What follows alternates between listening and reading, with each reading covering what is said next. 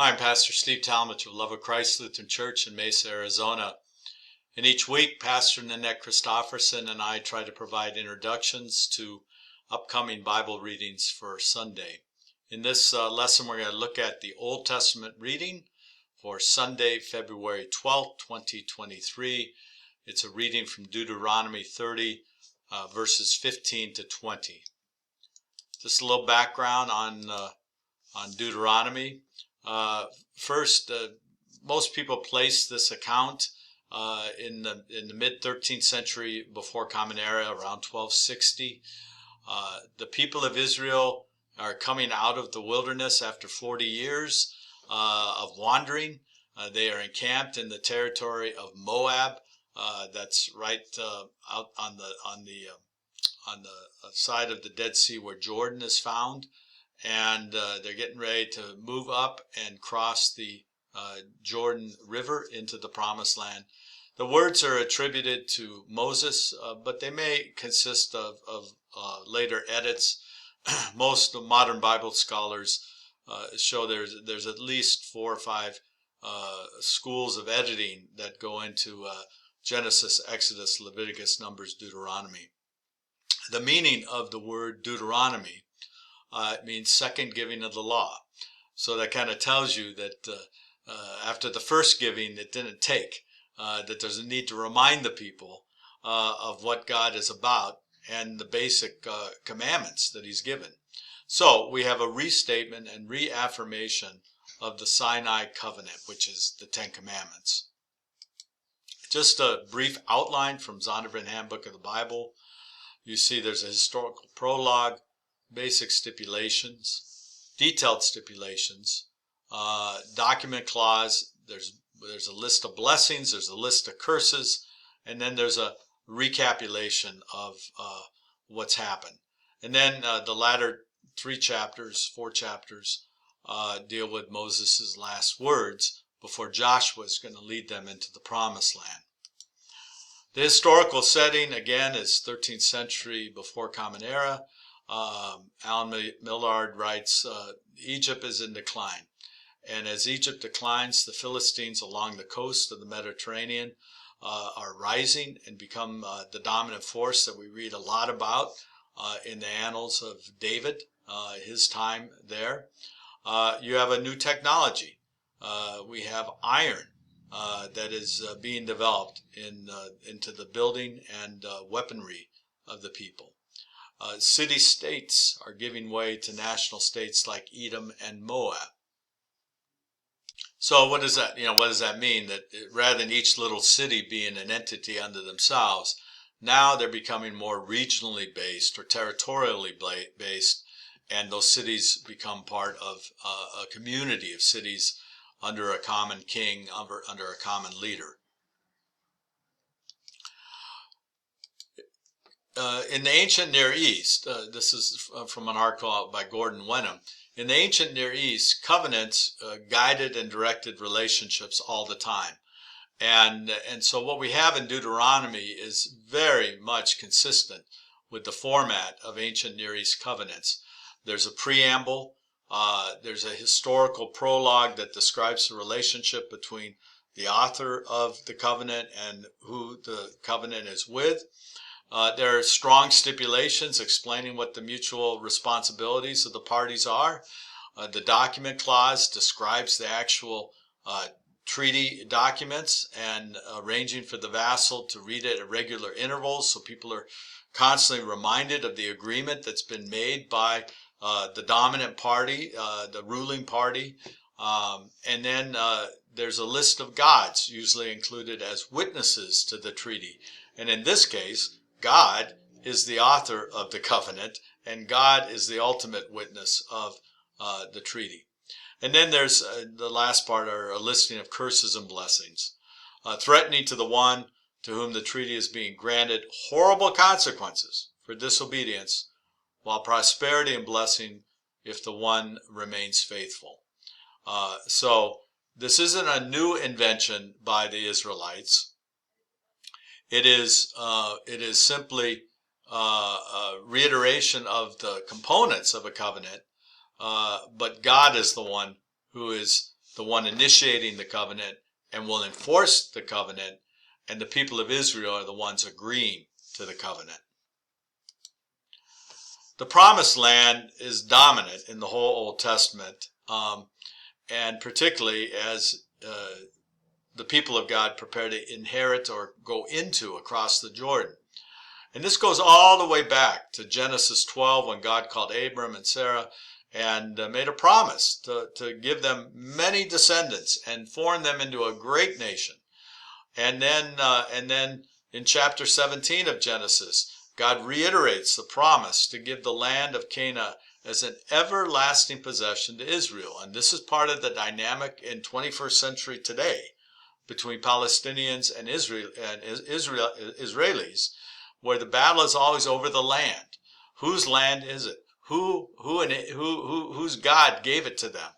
And you have very Orthodox Jewish people in Israel and around the world who believe that the land borders that were there when Joshua established the 12 tribes and David arranged them into a nation, or even Solomon as he set up kind of boundaries for the nation of Israel.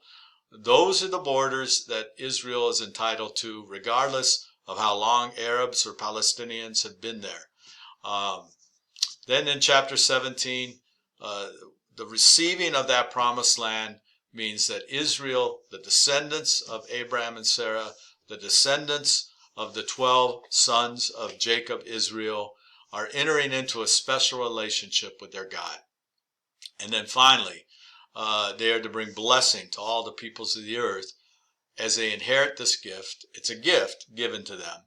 As they inherit this gift, it is to be used as a blessing, not just to themselves, but to the world. Continuing on with the Promised Land, Colin Chapman writes, in the Old Testament, there are 4 major themes that develop out of this original covenant regarding the land. First, the land belongs to God. Second, the gift of the land is conditional. The giver can take it away. Third, if the people during a time of exile turn back to God in repentance, they will return to the land. And so that's a huge deal when King Cyrus of Persia allows the exiles under the Babylonians to return back to Jerusalem and return back to the Promised Land. The prophets are going to make it very clear that this is a time that due to turning back to God, repenting, confessing your shortcomings and failures, you're getting a second chance to receive, to inherit again the gift that God has given you for the purposes that were the same purposes at the beginning. And then finally, God holds out the promise that one day the land will be transformed as part of a new heavens and new earth.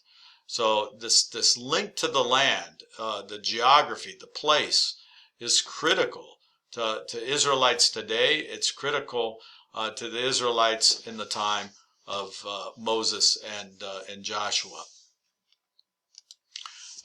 Leading up to our lesson, there, verses 1 to 10 of chapter 30, there's a reference to the regathering of the people of Israel who have been scattered or exiled. Scholars debate if Moses predicted the events that would happen 600 years later when they are exiled out of the land, or if Jewish editors included these words to inspire people sitting in captivity. Second point is the promise is clear. Obey, keep, turn to the Lord, and you can return to the Promised Land.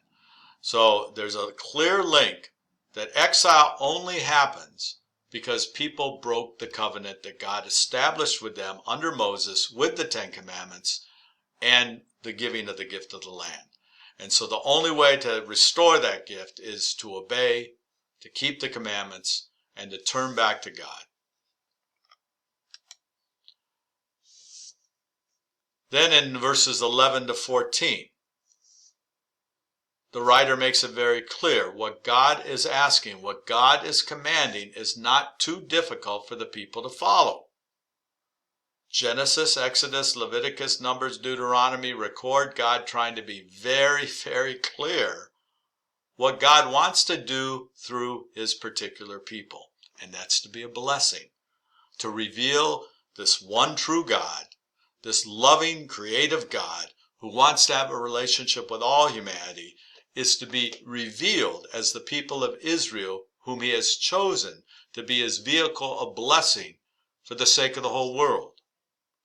There are no secrets of what the path of blessing and what God expects. All you got to read is Genesis through Deuteronomy, and you listen to the Ten Commandments, and you hear very clearly what it is God expects and what it is God will do in response to people's obedience. Now we get into our lesson. Verse 15. See, I've set before you today life and prosperity, death and adversity. The choice is yours, people, as you listen. You can follow the path of life and prosperity, or you can make a choice that's only going to lead to death and adversity.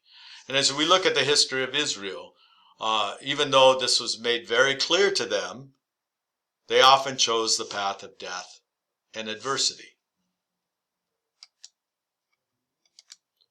Verse 16.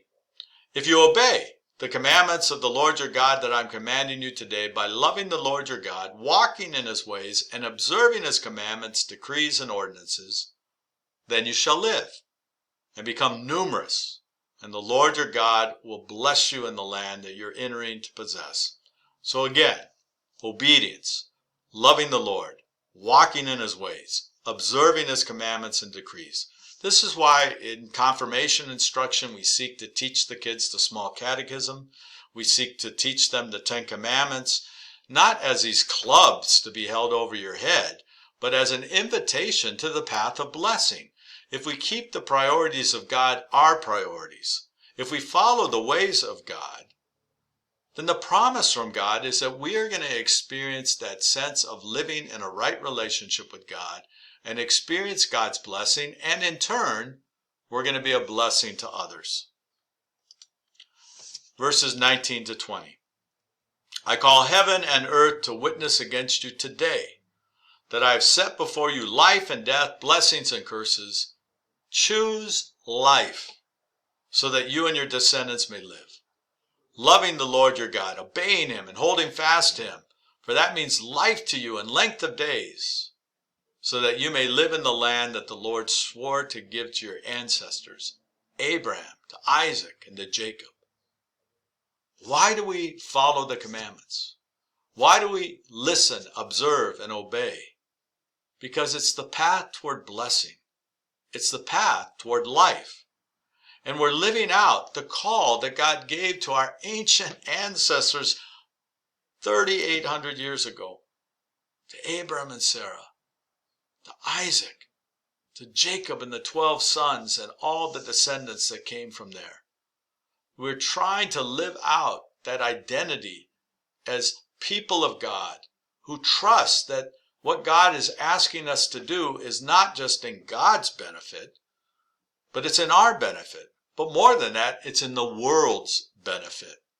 So as you reflect on the Ten Commandments again, as you think about this moment in the Old Testament in Deuteronomy 30, as you think about the whole journey through the Old Testament and then the appearance of Jesus, I hope and pray that all of us take seriously the invitation by God to choose life. God bless you.